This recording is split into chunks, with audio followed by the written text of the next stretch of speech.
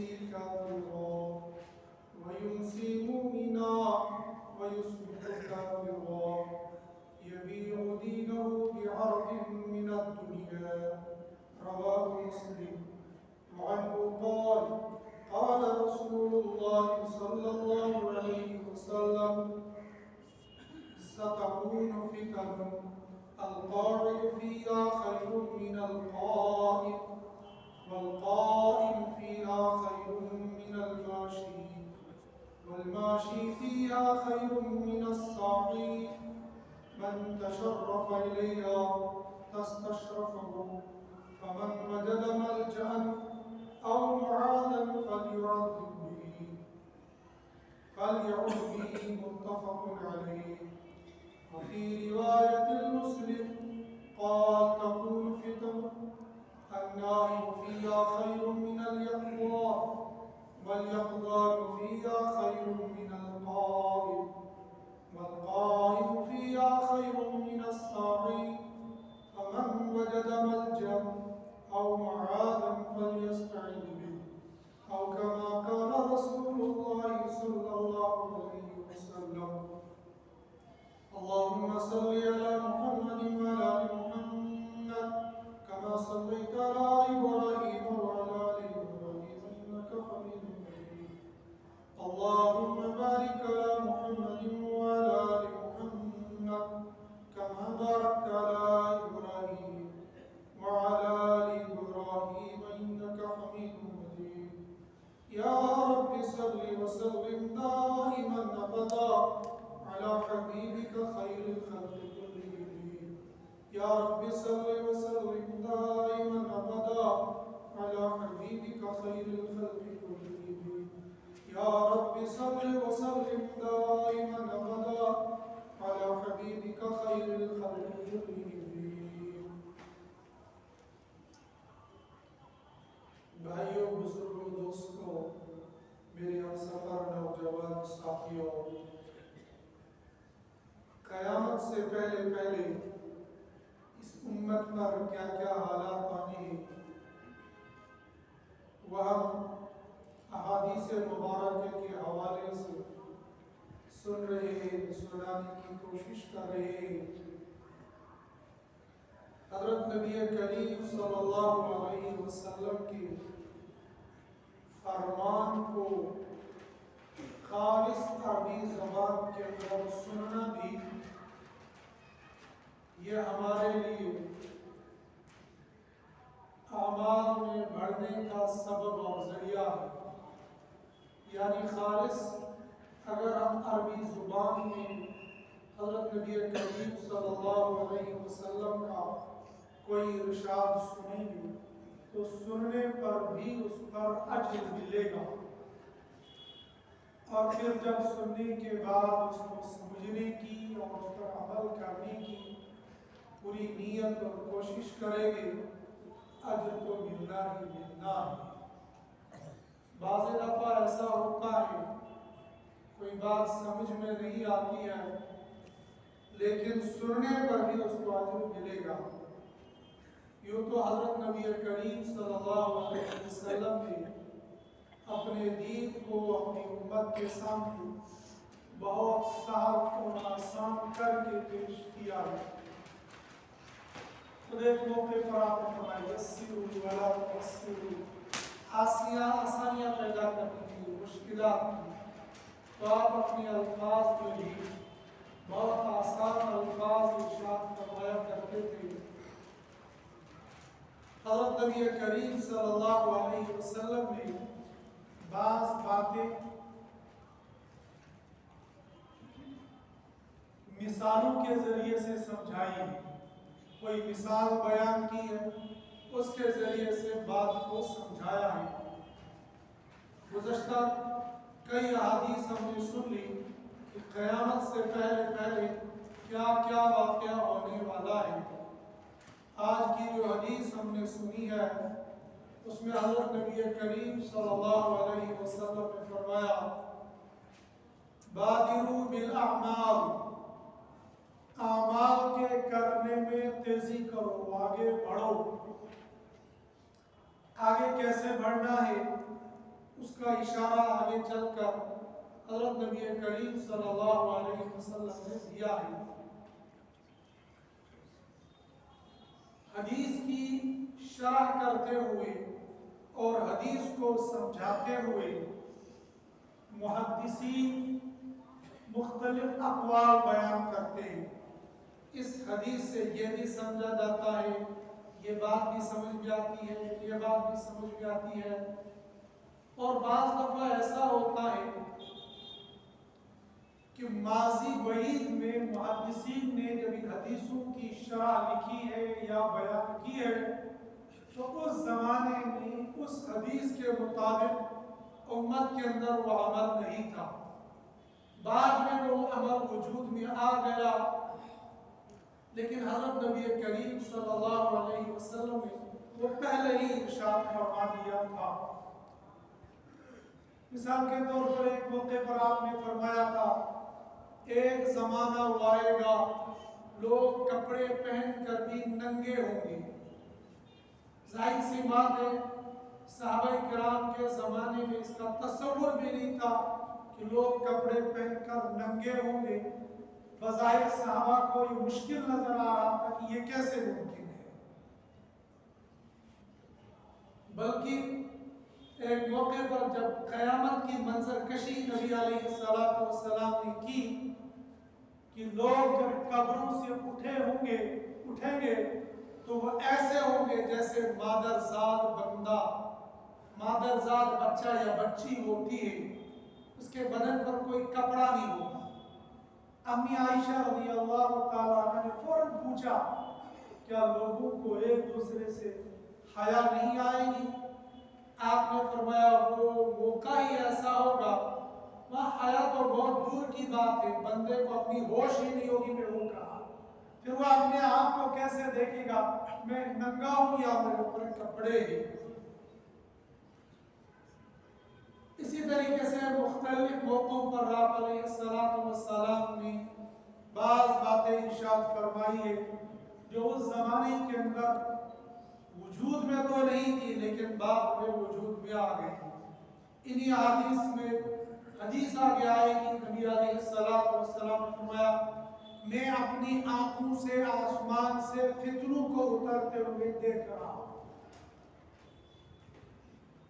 सहाबा से पूछा, क्या तुम देख रहे हो? सहाबा ने कहा, ना हमें तो नजर नहीं आ रहा है। हज़रत नबी करीम सल्लल्लाहु अलैहि वसल्लम को मुआजिज़े के जरिए से दिखा दिया गया था, ऐसे ऐसे फितने आएंगे। इस हदीस में फरमाया नबी अलैहिस्सलातु वस्सलाम ने, बादिउ बिल अमाल, अमाल में आगे बढ़ो। कैसे बढ़ना है?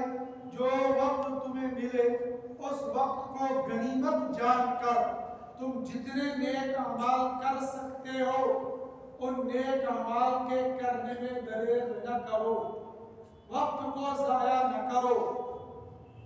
मिसाल के तौर पर बंदे के पास सेहत है, आगे चलकर बीमार हो गया, कर नहीं पाएगा, या आगे चलकर हालात ऐसे आ जाएंगे कि बंदा वो नेकी का काम करना चाहेगा, नहीं कर पाएगा।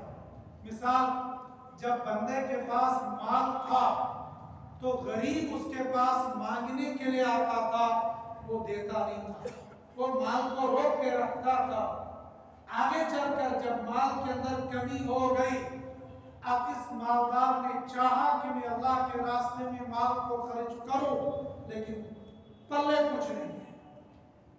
या इससे ज्यादा वाज़ेह मिसाल माजी करीब में लॉकडाउन के जमाने में गुज़श्ता रमजान मुबारक में हर मुसलमान के दिल की ये चाहत थी कि मैं अल्लाह के घर में जाकर अल्लाह की इबादत करूं, मैं अल्लाह के घर में जाकर सजदा करूं, मैं अल्लाह के घर में जाकर तरावीह पढ़ूं। हजार बार चाहने के बावजूद हालात ऐसे नहीं थे कि बंदा अल्लाह के घर में आ सकता हो। उसी चाहत का यह नतीजा निकला, लोगों ने तरावीह की नमाज एक एक महल्ले में कई कई जगह पर पढ़ी। 2 घर 4 घर मिले, 5 बंदे 6 बंदे मिलकर एक एक महल्ले के अंदर कई कई तरावीह की जमातें हुई। लेकिन कुरान भी सुना, तरावी भी पढ़ी, इसके बावजूद एक ईमान वाले को अल्लाह के घर में आकर जो तसल्ली मिलती है वो तसल्ली इसको नहीं मिली। ये बार बार ये चाहता रहा कि मैं किसी तरीके से मस्जिद में घुसूं, बल्कि बाद मसाजिद के अंदर लोग जुमे के दिन चोरी छुपे से घुसने की कोशिश करते थे। वो कोई खिलाफ वर्जी मकसूद नहीं था, वो दिल की एक चाहत थी, दिल के अंदर जो घुटन महसूस हो रही थी कि मैं अल्लाह के घर से इतने दिनों से दूर हूँ, मैं किसी तरीके से अल्लाह के घर में जाकर नमाज अदा करूँ, वो दिल की एक तमन्ना थी। मगर हालात ऐसे थे कि चाहने के बावजूद मस्जिद पर ताला लगा हुआ था। यह है वो बादिरू बिल अमाली फितना, फितनों के आने से पहले पहले तुम नेक अमाल में जल्दी करो। आज भी उम्मते मुस्लिमा, खास तौर पर जवानों, अल्लाह के घर को अपनी नमाजों के जरिए से सजाओ। अल्लाह के घरों को सीमेंट से, चूने से और डेकोरेशन से सजाना यह मकसूद बिल्कुल नहीं है। मस्जिदों को सजाया जाता है नमाज के जरिए से, मस्जिद को सजाया जाता है इबादत के जरिए से। मगर अफसोस उम्मते मुस्लिमा का 90% तबका वो है जो मस्जिदों से दूर है, मस्जिदों से कटा हुआ है। अल्लाह न करे, अल्लाह न करे, दुनिया के हालात जिस तेजी के साथ बदल रहे हैं, कहीं ऐसा न हो हालात फिर करवट खा ले, हालात फिर बदल जाए, फिर हम चाहें अल्लाह के घर में जाना, फिर हम चाहें अल्लाह के घर में नमाज पढ़ना, फिर हम चाहें अल्लाह के घर में जुमा पढ़ना, फिर हम चाहें अल्लाह के घर में ईद की नमाज पढ़ना, लेकिन हमारे लिए रोक लगा दी गई हो। फिर चाहने से कुछ न होगा। वक्त को गनीमत जानो, अगला वक्त आने से पहले पहले। ये जो फुर्सत के दिन, ये जो सहूलत के दिन मुझे आराम को मिले हैं, इनको गनीमत जाने। हर मुसलमान, खास तौर पर वो जो हर साल में कई मरतबा हरम मोहतरम की जियारत करता था, आज सबके लिए बैन लगी हुई है। आज की तारीख में भी कितने मुसलमान दिल के अंदर ये चाहत लिए हुए थे, रमजान आएगा, मैं रमजान में उम्रा करने के लिए जाऊंगा, लेकिन ऐलान आ गया कोई हरम मोहतरम में रमजान मुबारक में उम्रा करने के लिए नहीं आ सकता है। चाहने के बावजूद नहीं जा सकते। जब फुर्सत के दिन मिले हो और बंदा उसकी कदरदानी न करता हो, फिर ये रोक लग जाती है। और रोक ये तो वो मामूली रोक है जहां मुमकिन है आगे चलकर, जैसे लॉकडाउन के बाद मसाजिद खुल गई, बंदा मस्जिद में आ गया, मुमकिन है आगे चलकर अल्लाह सहूलत पैदा करेंगे, हरम मोहतरम के दरवाजे खुल जाएंगे। लेकिन डरो डरो डरो अल्लाह के गुस्से से, कहीं ऐसा न हो हालात ऐसे पलट जाए हमें घरों के अंदर भी इबादत करने से रोक दिया जाए। ये कोई वईद नहीं है, ये कोई मुश्किल नहीं है, माजी में ऐसा हो चुका है, तारीख ने इस दिन को दोहराया है। रूस और समरकंद, जहां पर इमाम बुखारी ने बुखारी लिखी, इमाम मुस्लिम ने मुस्लिम लिखी, इमाम अबू दाऊद ने दाऊद शरीफ लिखी, एक दौर वो आ गया, एक जमाना वो आ गया, हालात वो आ गए कि वहां बुखारा और समरकंद के लोग अल्लाह के कुरान को खुलेआम पढ़ नहीं सकते। मिस्र, जिसको मुसलमानों की कंट्री कहा जाता है, जिसको मुसलमानों का मुल्क कहा जाता है, आज की तारीख में भी हुकूमती एतबार से मुसलमान मर्दों को दाढ़ी रखने पर पाबंदी है। दाढ़ी वो अमल है जो हज़रत नबी करीम सल्लल्लाहु अलैहि वसल्लम की तरफ से हुक्म है, वाकुल लिहिया वक्तु शवारिबा, दाढ़ी बढ़ाओ, मूंछों को कटाओ, अल्लाह के नबी का हुक्म है दाढ़ी को रखो, हुकूमत का हुक्म है दाढ़ी को कटाओ। हालात इस तेजी के साथ बदल रहे हैं, कहीं ऐसा न हो हम किसी खुशफहमी में मुब्तला हो। हम तो बहुत खुश खुर्रम है, हमारे दीन के अंदर, हमारे कुरान के अंदर, हमारे मदारिस के अंदर, हमारे मकातब रुकावट कैसे हो सकती है? हालात ऐसे मुमकिन है। लइन शकरतुम लाज़ीदन्नकुम व लइन कफरतुम इन्न अज़ाबी लशदीद। नियामत में शुक्र करोगे बढ़ाऊंगा, नाशुक्री करोगे दर्दनाक अजाब दूंगा। वो अजाब तो आने वाला है। ये जो ज़हनी अजाब होता है, ये जो दिल के अंदर भड़ास पड़ी होती है, काश मैं अल्लाह के कुरान को सुनता, लेकिन सुनने के लिए मुझे इजाजत नहीं। काश मैं जब बाजमात नमाज पढ़ता, मेरे पास इजाजत नहीं। माज़िल करीब के लॉकडाउन में तो लोग कुछ ना कुछ जमात के साथ नमाज पढ़ ली, कहीं ऐसा न हो हालात वो करवट बदल ले कि मुसलमान घरों के अंदर भी इबादत न कर सके। इसलिए हज़रत नबी करीम सल्लल्लाहु अलैहि वसल्लम बादिरू बिल अमाली फितना, उन फितनों के आने से पहले पहले अमाल की तरफ बढ़ो, नमाज की तरफ बढ़ो, तिलावत की तरफ बढ़ो, जिक्र अज़कार की तरफ बढ़ो, दीन की इशाअत के लिए बढ़ो, दीन के तहफ़्फ़ुज़ के लिए बढ़ो। हमारी मस्जिदें तिलावत से खाली, हमारे घर तिलावत से खाली। 99% मुसलमानों के वो घर है जिन घरों में सुबह को उठकर अल्लाह के कुरान की तिलावत नहीं होती। सर्वे करो, मजाक में पूछ लो अपने दोस्त से, जो फ्रेंड सर्कल है, अभी जुमे के बाद से फारिग होकर हर दोस्त को फोन करके पूछो, अल्लाह को हाजिर नाजिर रखकर तुम मुझे ये बताओ, क्या तुमने आज सुबह अल्लाह के कुरान को अल्लाह का हुक्म समझकर और कुरान का हक समझकर क्या सुबह उठकर तुमने तिलावत की थी? 99% जवाब नफी में आएगा। हम तो सहूलत में रहकर अल्लाह के कुरान को खालिस तिलावत की नीयत से भी नहीं पढ़ते। सय्यदना इमाम आज़म अबू हनीफा रहमतुल्लाहि अलैहि रहमतन वासिया ने फरमाया, कुरान को साल में एक मर्तबा अज़ अव्वल ता आखिर पढ़ना ये हक है। और मुसलमान वो है जिसकी 70 साल जिंदगी गुजर गई, कुरान पढ़ना नहीं आता है। मुसलमान जवान, कई जवानों से पूछा, कुरान पढ़ना जानते हो? इस दौर में, जिस दौर में मैं और आप रह रहे हैं, अगर इस दौर में भी कोई आदमी कुरान करीम को बड़े बगैर पढ़े दुनिया से रुखसत हो गया, अल्लाह की यहाँ जबरदस्त ठुकाई होगी।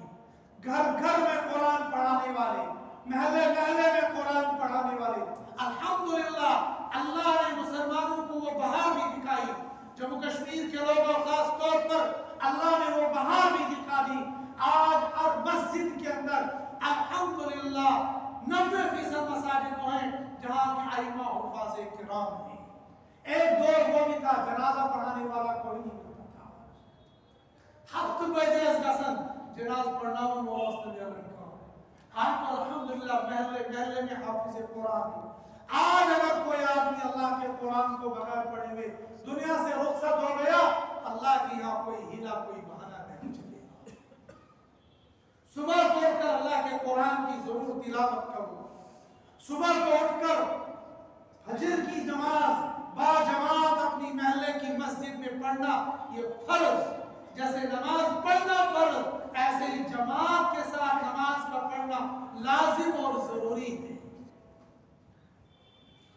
हज़रत नबी करीम सल्लल्लाहु अलैहि वसल्लम ने फरमाया, मेरा दिल ये चाहता है मैं मस्जिद नबवी के मुसल्ले पर किसी और बंदे को खड़ा करूं जो नमाज पढ़ाए और खुद मदीना मुनव्वरा के महलों में जाऊं और उन लोगों के घरों को आग लगा दूं जो बगैर उज़्र के घरों में नमाज पढ़ते हैं, जो बगैर उज़्र के घरों में नमाज पढ़ते हैं।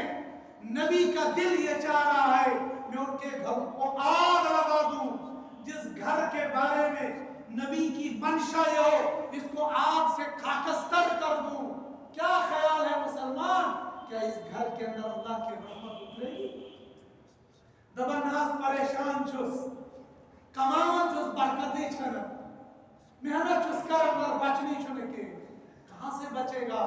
जिस घर के लिए नबी की बद्दुआ हो, उस घर में अल्लाह की रहमत आएगी? उस घर में बरकत आएगी? नहीं हो सकता है। कसरत आ आ सकती है। कसरत अलग चीज है, बरकत अलग चीज है। 1 लाख रुपए की तनख्वाह आ सकती है, मगर 20 तारीख के बाद को 500 रुपए उधार दो, जबरदस्त मकलियों से छुई लिखी मिलेगा कुछ नहीं। उसको कहते हैं कसरत है, बरकत नहीं है। लेकिन मजदूर के पास जाओ, उससे कहो, लेकिन वो मजदूर जो दीन पर खड़ा हो, जो 200 रुपया दिहाड़ी कमाता हो, 500 रुपया दिहाड़ी कमाता हो, 20 तारीख को क्या 31 को उसके पास जाओ, 500 रुपया उधार चाहिए, फौरन अंदर जाएगा, तिजोरी से 500 रुपया आपको दे देगा। तजर्बा करके देखो, उस नेक मजदूर और वो 1 लाख रुपया तनख्वाह देने वाला, दोनों में आसमान जमीन का फर्क होगा। यहाँ बरकत है, यहाँ कसरत है, और अल्लाह के यहाँ बरकत नहीं चाहिए, वो कसरत नहीं चाहिए, बरकत चाहिए। हमारे घरों का ये कसरत बहुत है, बरकत कोई नहीं। और बेबरकती की वजह तो अपनी बदआमालियात। जब वो लोग जो बगैर उसके घर में नमाज पढ़ते हैं, उनके लिए हुक्म है। जो लोग सिरे से पढ़ते ही नहीं है, तो क्या ख्याल है उन लोगों के घरों के बारे में? वहां बरकत तो बहुत दूर की बात है, नहुसत ही नहुसत का फर्क। लेकिन जवानों, अभी जवानी है, अभी हिम्मत है, अभी ताकत है, अभी हालात है, बादिरू बिल अमाल, इन अमाल की तरफ बढ़ो। फितनन, वो वक्त आने से पहले जब वो फितना आएगा, वो फितना कैसे होगा? कक़ितअल लैलिल मुज़लिम, जो रात की अंधेरी की तरह आएगा, ऐसा आएगा पता ही नहीं चलेगा मैं फितने में पड़ चुका हूँ। और वो कितना खतरनाक होगा, वो फितना इतना खतरनाक, इतना खतरनाक, युस्बिहुर रजुलु मुमिना व युमसी काफिरा, युमसी मुमिना युस्बिहु काफिरा। बंदा सुबह को मुमिन होगा, शाम को काफिर होगा, शाम को मुमिन होगा, सुबह को काफिर होगा। ये वक़्तिल लैलिल मुज़लिम, ये फितने ऐसे आएंगे रात की तारीकी में, बंदे को यही पता नहीं लगता मैं अपना हाथ पकड़ रहा हूँ या कोई टहनी पकड़ रहा हूँ, कोई मालूम नहीं। मैं जमीन पर पैर रख रहा हूँ या पत्थर पर पैर रख रहा हूँ, मेरे पैर के नीचे मार्बल है या मेरे पैर के नीचे कोई सख्त जमीन है। जैसे यहाँ पता नहीं चलता, ऐसे ही रात की अंधेरी की तरह ये फितने आएंगे। युस्बिहुर रजुलु मुमिना व युमसी काफिरा, सुबह मुमिन होगा, शाम को काफिर रहेगा। कैसे होगा ये? मुहद्दिसीन ने इसके कई सारे मतलब बयान किए। मैं आखिरी मतलब बयान करता हूँ। मैं और आप देख रहे हैं, सुबह को एक मुसलमान पक्का सच्चा मोमिन होता है, शाम को उसके एतिकाद में, उसके अमाल में तज़ल्ज़ुल आ चुका होता है। शाम को वो पक्का सच्चा मोमिन बाअमल होता है, मुत्तबे सुन्नत होता है, और सुबह को उसके अमाल में, उसके अकीदे में तज़ल्ज़ुल आ चुका होता है। कितने सारे जवान फोन करते हैं रात को 2 बजे, जबरदस्त ऐसे डिस्कस कर या मसला स्पेटल असबंदो जरा ये मसला ठीक है, ये मसला ठीक। ओ नादान जवानों, मुहद्दिसीन ने अपनी जिंदगियां इसमें लगा दी, मुफस्सिरीन ने कुरान को समझने और समझाने के लिए अपनी जिंदगियां लगा दी, फिर भी वो बहस करने से कतराते थे। हमारा नौजवान सूरे फातिहा उसकी सही नहीं, सूरे फातिहा का तर्जुमा याद नहीं, सूरे इखलास का तर्जुमा याद नहीं, और फैसले करता है जन्नत और दोज़ख के, फैसले करता है कुफ्र और इस्लाम के। तू और तेरा फिरका काफिर है, तू और तेरा फिरका काफिर है, तू और तेरा फिरका काफिर है, जन्नती बस मैं हूँ। जैसे जन्नत के इसके हाथ में रखी हुई है और ये जन्नत को तकसीम कर रहा है।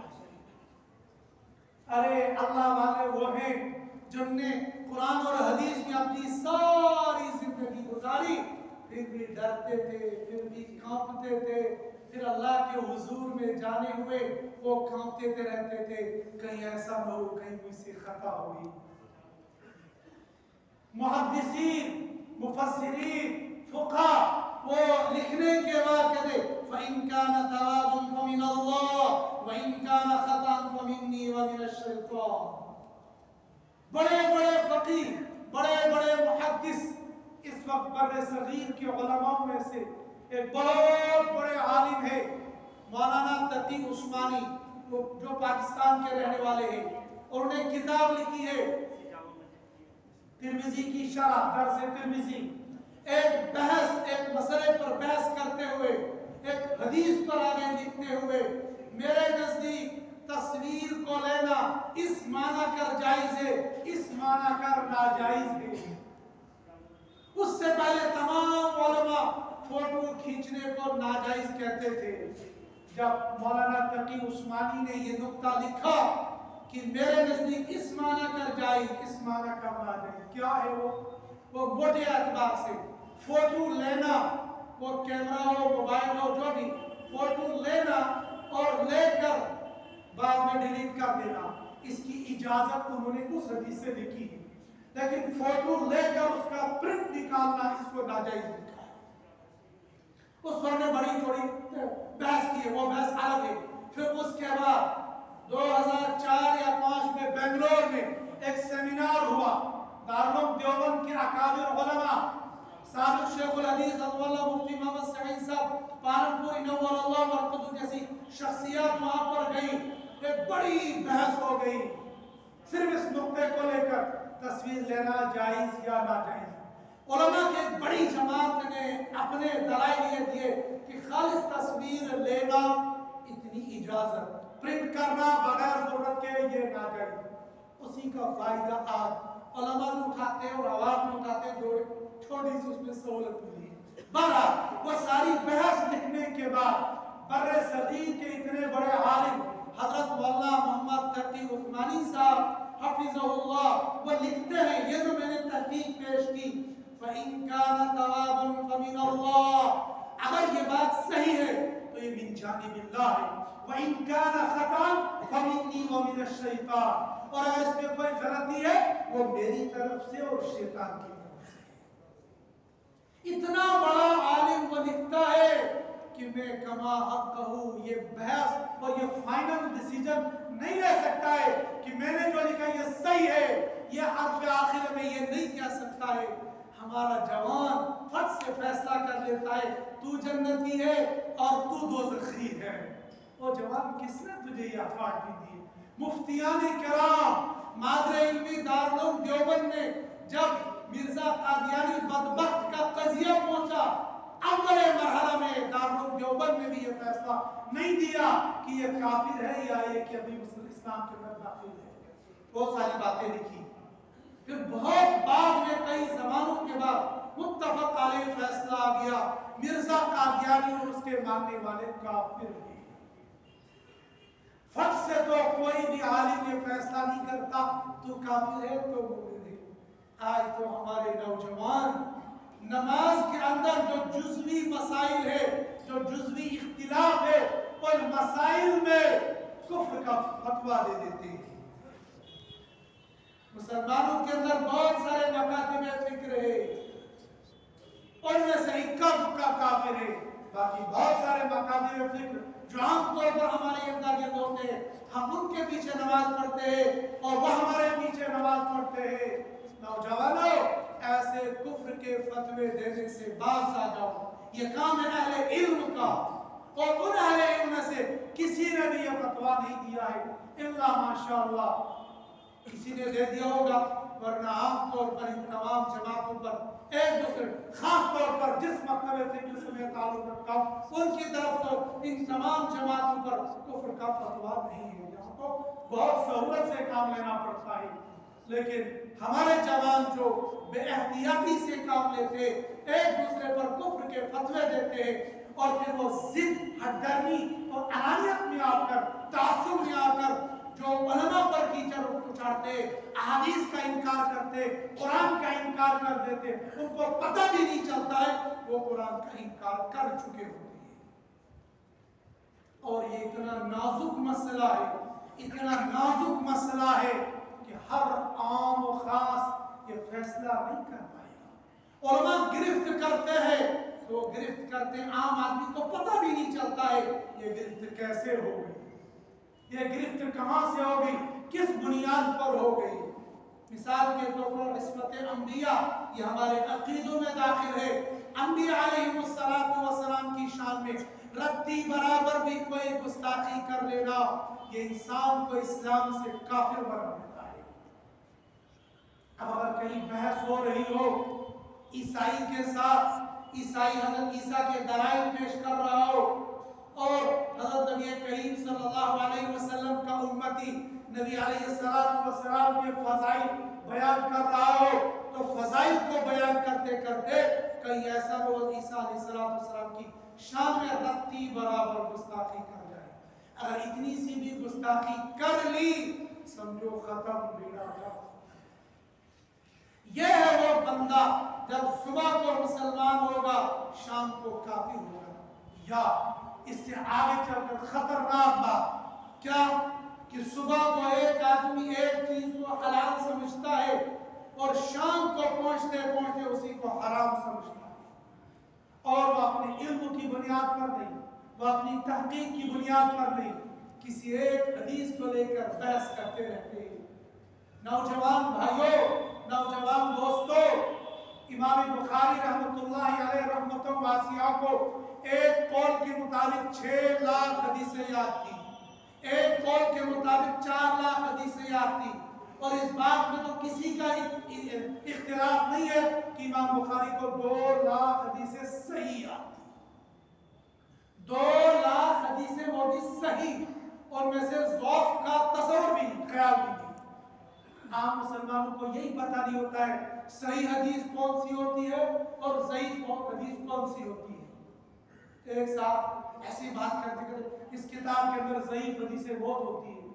میں نے براہ راست مسجد میں بیٹھے ہوئے میں نے اس کو پوچھا، آج سے تب میں 100 بار نہیں پڑھتا تھا، میں نے اس کو پوچھا کہ ضعیف کس کو کہتے ہیں اور قوی حدیث کو کس کو کہتے ہیں؟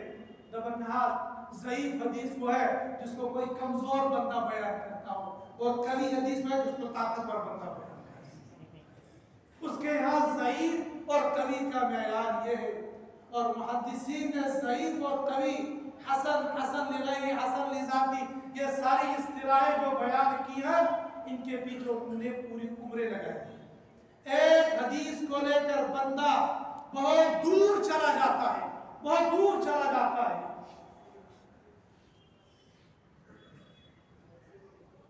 پتہ نہیں یہ بات کہنی مناسب ہوگی یا نہیں۔ حضرت نبی کریم صلی اللہ علیہ وسلم بعض موقعوں پر اپنی امت کے فضائل کو بیان کرتے تھے، اور فضائل کو بیان کرنے میں آپ کی منشا کیا تھی، محدثین نے اس کو کیا بیان کیا، اور یا وہ حدیث کس درجے کی ہے، لیکن ایک بندہ اسی حدیث کو بیان کر کے امت کے اندر اختلاف پیدا کرتا ہے، اور اختلاف کا دفاع کرتے کرتے ایک بندہ یہاں تک کہہ جاتا ہے، یہاں تک بول جاتا ہے کہ میرا ایمان علیہ باللہ انبیاء، صحابہ، محدثین اور فقہ سے بڑا ہوا ہے۔ حدیث کے اندر بات موجود ہے، لیکن اس حدیث کا مطلب کیا ہے، اس اعظم کو کس معنی میں محدثین نے بیان کیا ہے، یا اس حدیث کا مقام کیا ہے محدثین کی نظر میں۔ مگر ایک عام آدمی اس حدیث کو لے کر یہ کہہ دیتا ہے، ہاں ہمارا ایمان محدثین سے بڑا ہے، ہاں ہمارا ایمان صحابہ سے بڑا ہوا ہے، ہاں ہمارا ایمان علیہ باللہ انبیاء سے بڑا ہوا ہے۔ کون ہو سکتا ہے وہ دیوانہ، کون ہو سکتا ہے وہ پاگل، کون ہو سکتا ہے وہ بیوقوف جو یہ کہے گا کہ میرا ایمان انبیاء سے بڑا؟ انبیاء تو انبیاء ہیں، صحابہ کے ایمان کے برابر بھی ہمارا ایمان خود سوچ بھی نہیں سکتے، تابعین کے برابر نہیں ہو سکتا، محدثین کے برابر نہیں ہو سکتا ہے۔ ہاں جزیات میں بندہ اعمال میں کسی سے بڑھ سکتا ہے، جیسے وہ حدیث ہے ایک آدمی شہید ہو گیا، دوسرا آدمی سال کے بعد انتقال ہو گیا، وہ بعد والا پہلے شہید سے پہلے جنت میں چلا گیا۔ آپ نے فرمایا وہ جزیات میں جو اعمال بڑھ گئے تھے اس کی وجہ سے، شہید کا مقام اپنی جگہ پر شہادت والا درجہ ہوگا، یہ جزیات میں آگے نکل گیا ورنہ مقام اپنی جگہ پر۔ حدیث کو سمجھنا اور حدیث کو فٹ کر لینا یہ کوئی آسان کام نہیں ہے. بندہ کہیں نہ کہیں ایسا ہو کہ بندہ یصبح الرجل مؤمنا ویمسی کافرا ویمسی مؤمنا ویصبح کافرا. آگے اس سے آگے بڑھ کر کیا ہوگا؟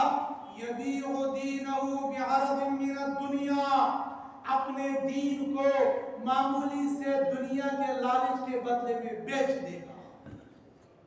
اور یہ تو میں اور آپ بہت مشاہدہ کر رہے ہیں. کتنے لوگ اپنے ایمان کو بیچ دیتے ہیں، کتنے لوگ اپنے اعمال کو بیچ دیتے ہیں. نہیں بیچتے ہیں، نہیں بیچتے ہیں. وضاحت کی ضرورت نہیں، کہنے کی ضرورت نہیں. مسجد میں آنے کے لیے پریشانی، جلسے اور جلوس میں دنیا کی واہیات کو سننے میں، دنیا کے جھوٹے وعدے سننے میں بندہ ظہر غائب کرتا ہے، عصر غائب کرتا ہے، فجر غائب کرتا ہے، اعمال کو بیچ رہا ہے اور معمولی سی پونجی کے بدلے میں قوم کا سودا کر لیتا ہے. شاید سمجھنے والے سمجھ گئے ہوں گے. یبیع دینہ بعرض من الدنیا، اس کو کوئی پرواہ نہیں ہوتا ہے. میں قوم کا سودا کر رہا ہوں، میں دین کا سودا کر رہا ہوں، میں ایمان کا سودا کر رہا ہوں. اس کو یہی خیال نہیں ہوتا ہے میں دین کے بدلے میں جو کام شریعت نے حرام کیے، جو کام شریعت نے ناجائز قرار دیے، ان کاموں کو یہ بندہ صرف اور صرف دنیا کے غرض سے کرتا ہے. شریعت نے کہا پورے سال میں 5 دن روزے رکھنا حرام ہے. 5 دن روزے رکھنا حرام ہے. عید الاضحیٰ 10 ذی الحجہ کو، 11 ذی الحجہ کو، 12 ذی الحجہ کو، 13 ذی الحجہ کو، 4 دن یہ ہو گئے اور 5واں دن ہو گئے عید الفطر. یہ 5 دن کے روزے رکھنا یہ اسلام نے حرام قرار دیے. ایک مسلمان انہی دنوں میں روزہ رکھتا ہے. بتاؤ یبیع دینہ بعرض من الدنیا، بیچتا ہے یا نہیں بیچتا ہے؟ اور اس سے آگے بڑھ کر کچھ مسلمان غلطی سے ان دنوں میں روزہ رکھ لیتے ہیں. بقرعید کے دن جب ان کے گھر جاتے ہیں عید کی نماز پڑھ کے چائے پینے کے لیے، ان سے کہتے ہیں آپ بھی پیو. زبردست میں روز کھاؤں گا چونکہ میں قربانی کے گوشت سے کھاؤں گا، اس لیے اس کو کہتے ہیں روزہ. روزہ رکھنا آج کے دن حرام ہے. ارے زبردست حدیث پاک حدیث سمجھی نہیں اور روزہ رکھ لیا. حدیث نے کہا امساک، رک جاؤ کھانے پینے سے، کھانے سے رک جاؤ. تم روزہ رکھ رہے ہو یہ حرام ہے. اور ایک بندے کو کھلم کھلا روزہ رکھ لیا. آپ میں سے بہت سارے جانتے ہوں گے. ایک تو سوشل میڈیا پر آ گیا، ورنہ اس کے علاوہ کتنے لوگ ہوں گے ایسے جو اس طرح کے حرام کام. کیوں؟ یبیع دینہ بعرض من الدنیا، دنیا کی کرسی کے لیے، دنیا کے عہدے کے لیے، دنیا کے لالچ کے لیے. ہم اس دور سے گزر رہے جہاں پر اپنے ایمان اور اعمال کی کتنی حفاظت کرنے کی ضرورت ہے. احادیث مبارکہ ہمارے سامنے ہوگی، شاید ہمیں بچنا آسان ہوگا، ورنہ ہم جانتے ہوئے یا انجانے میں کچھ ایسے کام کر جائیں گے کہیں ہم ایمان سے نہ نکل جائیں. اللہ پاک میرے اور آپ کی ایمان کی حفاظت فرمائے. جب تک زندہ رہیں گے ایمان کے پاس اللہ زندہ رکھے. جب خاتمہ ہونے والا ہو اللہ پاک خاتمہ بالخیر فرمائے، مرتے مرتے کلمہ نصیب فرمائے. وآخر دعوانا الحمدللہ رب العالمین.